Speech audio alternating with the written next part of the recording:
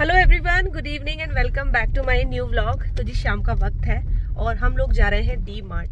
तो ग्रॉसरी वगैरह ख़त्म हो गई थी तो हमने सोचा चलो आज ही जो है ना काम निपटा देते हैं। संडे का दिन है, वैसे तो आज बहुत ज़्यादा भीड़ होने वाली है, लेकिन फिर कल के बाद जो है ना कल के बाद टाइम नहीं लगेगा क्योंकि इनको फिर जो है ऑफिस जाना होगा। तो आज ही ये सारे काम निपटा देते हैं। तो बस उधर की तरफ ही हम लोग जा रहे हैं। और हाँ, सोचा कि थोड़ा सा आप लोगों से बात कर ले इस वक्त। तो अभी 2 दिन पहले मैंने एक वीडियो डाली थी, पुलिस वाली वीडियो।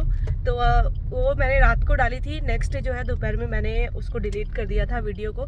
तो काफ़ी सारे कमेंट आ रहे थे कि दी क्या हुआ था उस दिन, हमें पूरी बात बताइए, और आपने वो जो वीडियो है ना वो क्यों डिलीट कर दी, अब क्यों नहीं है। तो क्या हुआ था उस दिन, एक्चुअली हुआ हस्बैंड के साथ था। तो सभी चीज़ें जो है ना मतलब सब लोग इन्वॉल्व हो गए थे फिर उस चीज़ में। तो ये बताएंगे कि क्या हुआ था उस दिन।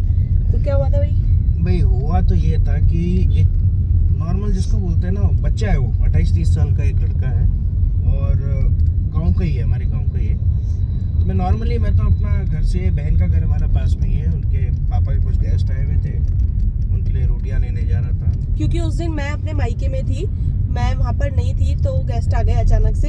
तो फिर जब भी थोड़ा सा जैसे गेस्ट आ जाते हैं ना, तो फिर मेरी जो ननद है वो पास में रहती है, तो वो रोटियां बना देती है क्योंकि मम्मी जी से बहुत ज़्यादा बनती नहीं है इस वजह से। तो बस ये जो है रोटी लेने जा रहे थे। उसके बाद और शराब के इतने नशे में कि जिसकी कोई हद नहीं। और वहाँ से अपने पिताजी, उनके SI 2 स्टार थे, कि कौन सी गाड़ी रही होगी वो जिसको बोलते ईओन, उसमें स्टिकर लगा रखा और उनके नशे में, बिल्कुल पुलिस वाले के नशे में, बिल्कुल सबको गाली गलौज करता हुआ जा रहा है। लड़का तो SI का लड़का, हाँ वो और उसका जीजा और एक और कोई 2-3 बंदे लफंगीगिरी कर रहे हैं, खुलेआम दादागिरी कर रहे थे। तो जैसे ही उसने मेरी स्कूटी में टक्कर मारी, मैंने कहा भाई टक्कर क्यों मारी, क्या हो गया, है ना, क्योंकि आगे से आ रहा था तो मैंने साइड लगा ली। साइड लगाने के बाद जानबूझ के टक्कर मारी इसने। मैंने कहा ऐसा क्या दादागिरी है भाई यहाँ पर। मैंने कहा गाँव, वो इतना बड़ा गाँव है, हमारा अपना गाँव है। फिर मैंने कहा, लेकिन करा उसने। और जैसे ही मैंने उससे पूछा, वो तो भैया उठते ही उसने हाथापाई करनी शुरू करी, गाली गलौज के साथ उसने हाथापाई लड़के ने शुरू कर दी। मैंने अपना बचाव किया। मैंने कहा चलो ठीक है। उस टाइम पे मेरा दिमाग चला कि मैं इसको इस टाइम पे जवाब नहीं दूंगा। इस टाइम पे मैंने सोचा कि मैं अब इस पे पुलिस कार्रवाई पहले करूंगा। मैंने कहा जब इतनी बड़ी दादागिरी कर रहा तो मैंने फिर पहले पुलिस को बुलाया। लेकिन उससे उस बीच ये हुआ था कि जब इन पे हाथापाई कर रहे थे तो ये अकेले थे, वो थे 4 लोग, 4-5 लोग थे। क्योंकि होता ही है ना, मोहल्ले में होते तो सब सोचते हैं कि ये कोई बाहर का है। तो वो सब उस लड़के के प्रोटेक्शन में आके शायद उससे डरते भी थे क्योंकि वो पुलिस का बेटा है, ये करके थोड़ा सा दादागिरी दमकी टाइप। लोग नहीं आए, वो उसी के रिश्तेदार थे। अपने ब्रदर इन लॉ था, एक उसके साथ कोई यार दोस्त बैठा होगा, वो दोनों तीनों उनके नशे में थे। और शायद वो मेरे को नहीं जानते थे। तो फिर इन्होंने मम्मी जी को कॉल कर दिया उस बीच एकदम से, क्योंकि होता ही है जब इतने लोग एक बंदे पे हावी होते तो इन्होंने उधर से मम्मी जी को कॉल कर दिया। तो मम्मी जी भी मतलब सोचते हुए कि मम्मी जानती होंगी कौन है ये लोग, क्यों कर रहे हैं। तो मम्मी जी भागते हुए आई। वो भी मतलब होता ही है कि लड़ाई हो गई है, हाथापाई हो रही है, तो एकदम से भागते हुए आई वो। तो वो फिर वो जो आदमी, मतलब वो जो पुलिस इंस्पेक्टर जो अपने आप को बता रहे थे वहाँ पर, तो वो भी बाहर आ गए थे अपने बेटे की सपोर्ट में ही आए थे ना वो। लड़के को अंदर छुपा दिया अंदर। और फिर उन्होंने हाथापाई करनी शुरू कर दी थी। इधर मम्मी जी के साथ भी थोड़ी बहुत हाथापाई हो गई थी उनकी। और फिर इस बीच फिर मम्मी जी ने मुझे कॉल कर दिया। तो मैं भी जो है ना भाई को लेकर तुरंत से वहाँ पहुँच गई थी जगह पर। फिर क्या हुआ कि आप लोगों को पता ही है, उसी समय जो है वीडियो बनाई। इधर की तरफ से कोई हाथापाई नहीं हुई थी, उधर की ही तरफ से बहुत हाथापाई हुई थी। तो मैंने उसी समय वीडियो बना ली थी क्योंकि वो बंदा जो है वो पूरी धमकी दे रहा था और वो दादागिरी पे उतर रहा था, ये कह के कि तुम जानते नहीं हो मैं कौन हूँ, मैं पुलिस। तो वही है ना कि पुलिस की जॉब, लेकिन उत्तराखंड पुलिस की अगर मैं बात करूँ तो उत्तराखंड पुलिस बहुत सेंसिबल पुलिस है, बहुत हेल्पफुल पुलिस है। लेकिन कुछ लोगों की वजह से मतलब एक मछली पूरे तालाब को गंदा करती है। तो वो उस टाइम पे वीडियो बनाना मेरे लिए बहुत जरूरी हो गया था। तो मैंने तुरंत से वीडियो बनाई और तुरंत से जो है अपलोड कर दी थी। अब क्योंकि वो वीडियो बहुत जल्दी लोगों ने देखनी शुरू कर दी थी, तो आई थिंक कुछ मीडिया वाले भी घर पे आ गए थे। SSP ऑफिस सब टैग हो गया था, वहां तक पहुंच गई थी वो वीडियो। और फिर उनपे कार्रवाई हो जाती। और फिर क्या हुआ, जब एक सेकंड, हाथ भी दर्द हो गया। तो वीडियो वगैरह डली। फिर नेक्स्ट डे नेक्स्ट डे ये हुआ कि फिर उसको चौकी में बुलाया गया, उस लड़के को चौकी में बुलाया गया। और जब वो सुबह था तो जो वो शाम को था वो सुबह नहीं था। हाँ। सुबह वो चौकी में रोने लगा। जब भी समवेयर आप कह सकते हो कि वो सपोर्ट तो करेंगे, उनकी औलाद है, लेकिन गलत है जबकि उनको पता है कि ये डेली का काम है उस लड़के का। हाँ। है ना। दूसरे दिन अभी वो वहाँ पर ही आसपास कहीं बिहारियों से पिट रहा था। मतलब उसका रोज का काम था नशे में लड़ाई झगड़ा करना और जगह जगह से पिटा के घर आना। हाँ। और हमारा मेन यही था कि क्योंकि उसके पापा ने अपनी पोजीशन का गलत फायदा उठाते हुए अपने लड़के को वो सपोर्ट कर रहे थे, उसकी गलतियों पे बढ़ावा दे रहे थे, उसको ये करने की बजाय कि उसे उसी टाइम पे हमारे सामने लाया जाता और वो उसी टाइम पे माफी मांग लेता तो शायद। लेकिन उन्होंने ऐसा नहीं किया। उन्होंने दादागिरी दिखाई फुल। मोस्टली मेरे फादर के रिक्वेस्ट की वजह से, मेरे फादर क्योंकि वो कभी किसी का वो नहीं करते, मेरे फादर ने कहा जो हो गया सो हो गया, बात बढ़ाओ मत, निकालो। वो वैसे भी गाँव के, हम भी गाँव के हैं, ठीक है। वो हमसे बहुत छोटे हैं, उनको पता नहीं था, गलती कर दी, तो इस वजह से मैंने फादर की वजह से मैंने उनको छोड़ दिया। है ना। उसने मेरे से चौराहे में जहाँ उसने शुरू किया था वहीं उसने माफ़ी मांगी है ना। ये सारी चीज़ें करी हैं। लेकिन मैंने एक बहुत अच्छा काम ये किया कि मैंने उसका ना रिटन स्टेटमेंट एंड जिसको बोलते हैं एक तरीके से ना प्लेज सर्टिफिकेट बनवा के उसको वहाँ पर मैंने गांव के प्रधान के वहाँ भी भिजवा दिया था कि देखो अगर ये भविष्य में किसी के साथ भी करता है, कोई गरीबी क्यों ना हो, किसी के साथ भी करता है, तो उसने खुद लिख के दिया है कि मेरे पास उचित कार्यवाही की जाए, कानूनी कार्यवाही की जाए। बस फिर यही रीज़न था। फिर वो लड़का रोने लगा कि हम मेरे पापा की जो है जॉब के ऊपर बात आ जाएगी तो प्लीज़ वो वीडियो जो है डिलीट कर दो। तो फिर अब इतना भी कोई वो नहीं होता है ना दिल से, तो फिर हम लोगों ने, मैंने कहा चलो कोई बात नहीं, कर देते वीडियो डिलीट। सबक देना था, सबक मिल गया। अगले बंदे ने अपनी गलती रियलाइज करी, पापा ने भी कर ली थी, वो जो एसआई थे उन्होंने भी कर ली थी, तो फिर जो है यहाँ से वीडियो जो है ना डिलीट हो गया। तो मैं और आपसे बात करते करते हम लोग भी जो है ना डी मार्ट पहुँच गए। हम रुके हुए थे, हमने कहा अपनी बात पूरी कर लेते हैं, अब चलते हैं फटाफट से जो है शॉपिंग कर लेते हैं, जो भी घर का सामान हम लोगों को खरीदना है, उसके बाद आप लोगों से मिलती है।